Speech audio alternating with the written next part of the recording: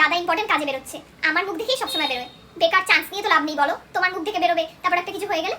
বৌদির জন্য? না, আমি তো বৌদির জন্য খাবার অর্ডার করিনি। বৌদি তো এসব উল্টোপাল্টা জিনিস খায় না, ও তো হেলদি খায়। বাবা দেখো তোমার আদরের বৌমা কি করেছে, ফ্রিজে তোমার জল রেখেছে। বৌদি তুমি জানো না যে বাবা ফ্রিজের জল খায় না? এই জন্যই বলি উল্টোপাল্টা লোককে দায়িত্ব দিও না প্লিজ। আর এই গয়নায় আমার অধিকার আছে আগে। দাদা তোরা কি টিভি দেখতে যাচ্ছিস? আমার একটা ভালো মুভি সিলেক্ট করা আছে, আমার ঘরে আয় না প্লিজ, আমার সাথে দেখবি। না না, বৌদিকে আসার দরকার নেই, বৌদি এমনিতে ওই ধরনের মুভি বুঝবে না, প্লিজ আয়। তুমি আজকে বৌদির জন্মদিনে পায়েস বানাচ্ছ? মা জন্মদিনে শুধু মা পায়েস বানাতে পারে, তুমি আমার মা, তুমি বৌদির জন্য কেন পায়েস বানাচ্ছ? সত্যি?